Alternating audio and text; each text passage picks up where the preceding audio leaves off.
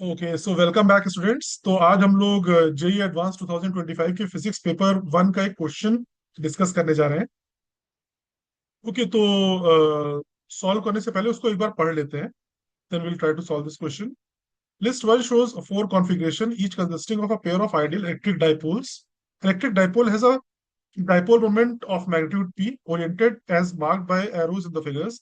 In all the configuration, the dipoles are fixed such that they are at a distance 2r apart along the x direction. The midpoint of the line joining the two dipoles is capital X. The possible resultant electric fields vector E at X are given in list 2. Choose the option that describes the correct match between the entries in list 1 to those of list 2. ठीक है। तो चलिए देखिए, अब हमें एक चीज पता है, आपको आई थिंक एक चीज, इस क्वेश्चन को सॉल्व करने से पहले हम आपको पहले ही बता दें, अगर कोई इलेक्ट्रिक डाइपोल होता है, जस्ट वन मिनट हम एक चीज बता दें आपको। अगर कोई इलेक्ट्रिक डाइपोल होता है, ठीक है, say we have an electric dipole like this, ठीक है। तो जो इलेक्ट्रिक फील्ड होती है, चाहे आप इलेक्ट्रिक फील्ड इधर लीजिए, इस पॉइंट पे लीजिए along the axis of the dipole, चाहे इस इधर लीजिए, मतलब क्लोज टू पॉजिटिव चार्ज लीजिए, चाहे क्लोज टू नेगेटिव चार्ज लीजिए, जो इलेक्ट्रिक फील्ड का डायरेक्शन होता है वो हमेशा किस डायरेक्शन में होता है? Along the along the dipole moment, ठीक है, अलोंग द डाइपोल मोमेंट ही होता है, ठीक है। ये हम लोग ने पढ़ा हुआ है, ठीक है, this we have already study. और इसका मैग्नीट्यूड होता कितना है? इसका जो मैग्नीट्यूड होता है that is equal to 2 k P upon R cube. और सिंपली लिखा जाए तो ई जो हो जाता है that is equal to P upon 2 pi epsilon not are cube. ये हो जाता है along the axis of the dipole. और perpendicular to axis of dipole क्या होता है, देख लीजिए। मतलब अगर अलोंग द, हम देखेंगे इक्वेटोरियल लाइन से, मान लेते हैं कि हमारी जो है डाइपोल इस डायरेक्शन के अलोंग है, ये ऐसे है, इस तरफ से है, ये इधर है। तो मान लीजिए डाइपोल हमारा ऐसा है, ठीक है। और हम यहाँ पे देख रहे हैं, trying to find we are trying to find electric field at at this point, that is along the mid point, means on an equatorial axis. तो यहाँ पे हमेशा याद रखिएगा, जो अगर ये जो डाइपोल मोमेंट का डायरेक्शन ये है, this is direction of dipole moment, तो इलेक्ट्रिक फील्ड का जो डायरेक्शन होगा, इलेक्ट्रिक फील्ड का डायरेक्शन ऐसे होगा, ठीक है। इलेक्ट्रिक फील्ड का डायरेक्शन इक्वेटोरियल पॉइंट पे ऐसा होगा। उसका मैग्नीट्यूड कितना होता है? उसका मैग्नीट्यूड होता है, ठीक है, इसको हम लिख देते हैं, इसको हम लिख दे एक्सिस के अलोंग, ये एक्सिस, ठीक है। और ये है इक्वेटोरियल, ठीक है, इक्वेटोरियल लिखो। इक्वेटोरियल पे क्या हो जाएगा? इट विल बी मैग्नीट्यूड, अभी लिख रहे हैं, मतलब डायरेक्शन ऑपोजिट होगा, मैग्नीट्यूड होगा P upon 4 pi epsilon not are cube. मतलब इतनी चीज याद रखनी है कि जब भी कोई डाइपोल होगा, तो अगर हम एक्सिस के अलॉन्ग देख रहे हैं, axis of the dipole moment के अलॉन्ग देख रहे हैं, तो electric field will always be in the direction of dipole moment, और उसका मैग्नीट्यूड होगा P upon 2 pi epsilon not are cube. और अगर हमारी जो इलेक्ट्रिक फील्ड, अगर हमारा जैसे फॉर एग्जांपल डाइपोल मोमेंट ये है, और बोला क्या जा रहा है कि इलेक्ट्रिक फील्ड पूछा जा रहा है on the axis, sorry, on the equatorial point of the dipole, तो that will always be directed opposite to direction of the dipole moment, और उसका मैग्नीट्यूड जस्ट जो एक्सिस के अलॉन्ग है उसके हाफ होगा, that is P upon 4 naught are cube, ठीक है। तो अब ये इंफॉर्मेशन आपको पता चल गई, तो let's try to solve this question now, ठीक है। ठीक है, let's try to solve this question now. देखिए अब यहाँ पे क्या है, जो पहला वाला, जो अगर हम इस पॉइंट को देखें तो इसके लिए ये एक्सियल पॉइंट, ये सॉरी इक्वेटोरियल पॉइंट हो जाएगा। तो इसके लिए इलेक्ट्रिक फील्ड, जस्ट इसको हम दूसरे कलर की उससे करते हैं ताकि वो विजिबल हो। ठीक है, इसको हम इसको रेड कलर से करते हैं। तो देखिए जो लेफ्ट वाला है उसके कारण इलेक्ट्रिक फील्ड ऐसे होगी, ई वन ऐसे होगी। और जो, क्योंकि ये क्या है, इक्वेटोरियल पॉइंट है, इक्वेटोरियल पॉइंट पे ऑपोजिट डाइपोल मोमेंट होता है। और इसके कारण क्या होगा, इसके भी ऑपोजिट डाइपोल मोमेंट होगा, तो ये भी ऐसा ही होगा, ई टू ये हो जाएगा। बट ई वन और ई टू दोनों बराबर है, E one and E two are both equal. और वो है किसके बराबर, they are basically equal to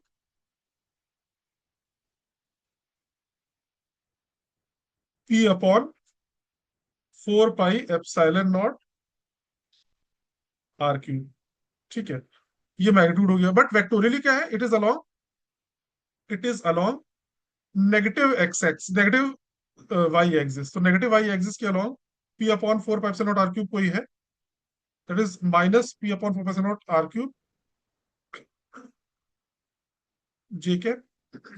but देखिए यहाँ पे अभी एक के कारण देखिए, तो दोनों के कारण क्या हो जाएगा, दोनों ऐड अप हो जाएंगे। तो this will give us P upon 2 pi epsilon not are cube along minus minus along along negative Y axis.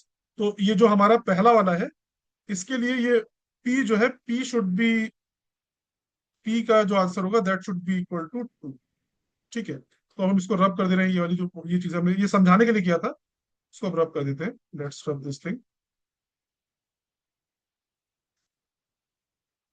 ठीक है, अब दूसरा पार्ट करते हुए बहुत कंजस्टेड हो जाएगा, साफ सुथरा दिखेगा हमें। P का तो आंसर 2 हो गया। अब दूसरा देखते हैं इसमें, जो इसके लिए है ये वाला पॉइंट इक्वेटोरियल पॉइंट है, ये ऐसे होगा ई। और इसके लिए भी इक्वेटोरियल पॉइंट है, तो इसके लिए ऐसे होगा, ये भी। दोनों का मैग्नीट्यूड तो बराबर ही होगा और दोनों ऑपोजिट डायरेक्शन में होंगे। तो क्यू का क्या आंसर हो जाएगा, क्यू का आंसर हो जाएगा 1। वेक्टर इलेक्ट्रिक फील्ड 0 हो जाएगा यहाँ पे क्यू के लिए। ठीक है, अब आते हैं तीसरा वाला जो है पार्ट। तीसरा वाला पार्ट क्या कह रहा है कि इसके लिए हमने कहा this is equatorial point left वाले के लिए, तो इसके लिए इलेक्ट्रिक फील्ड ऐसे होगी। ठीक है, और इसके लिए इलेक्ट्रिक फील्ड कैसी होगी, इसके लिए electric field along the dipole होगी, ये भी ई ऐसे होगी। सॉरी, यहाँ ई नहीं होगी, ई वन ई टू कहेंगे इसको, दोनों का मैग्नीट्यूड बराबर नहीं होगा यहाँ पे। ठीक है, तो अब यहाँ पे क्या हो जाएगा, ई वन किसके बराबर है, अब हम वेक्टोरियल लिख देते तो that would be better.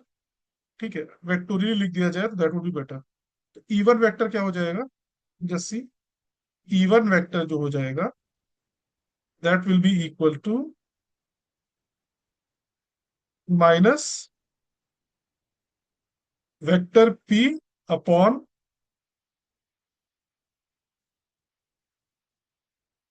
4 pi epsilon not are cube. ठीक है, -4। ठीक है, ये आ जाएगा।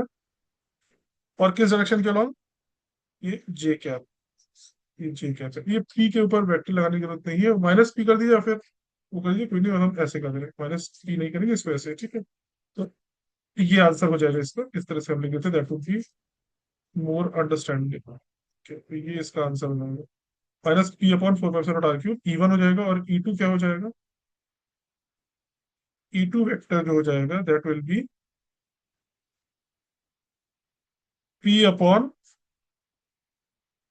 पाई epsilon not are cube I cap. या ये इसको हम ऐसे ही रखें, इसको 4 ही रहने दें, ऊपर 2 कर देंगे, इसको जो है 4 कर रखे और इधर 2 कर देंगे। तो जब दोनों को ऐड करेंगे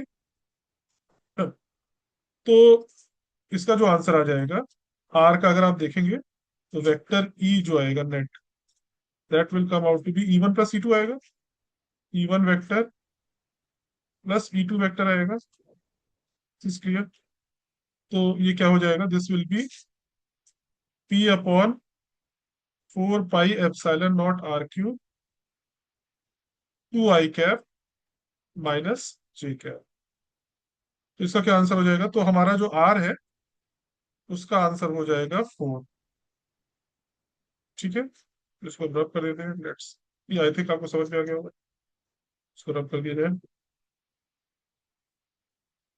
ठीक है, और लास्ट वाला है, अभी उस पे आते हैं हम। लास्ट वाला पार्ट जो है उसको भी देख लेते हैं, जो ये एस है। अब एस के लिए क्या पॉइंट हो जाएगा? एस के लिए ये पॉइंट जो है ये भी axial point, sorry axial point है तो इधर ही इलेक्ट्रिक फील्ड होगी ई। और इसके लिए भी एक्सियल पॉइंट है तो इसके लिए भी इलेक्ट्रिक फील्ड उधर ही होगी, ये भी E। दोनों का सेम मैग्नीट्यूड होगा तो ई नेट क्या हो जाएगा?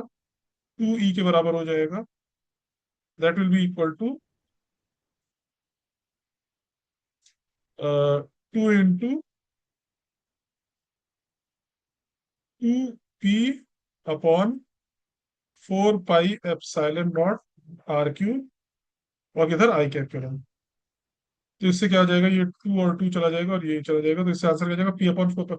इसका आंसर आ जाएगा P/पाई epsilon not r³ I cap. ठीक है, तो इसका जो हमारा एस है उसका आंसर क्या हो जाएगा? एस का आंसर हो जाएगा 5। ठीक है, इस तरह से ये सारे पार्ट इसके सॉल्व हो जाएंगे। तो इसको प्राप्त कर देते हैं। ठीक है,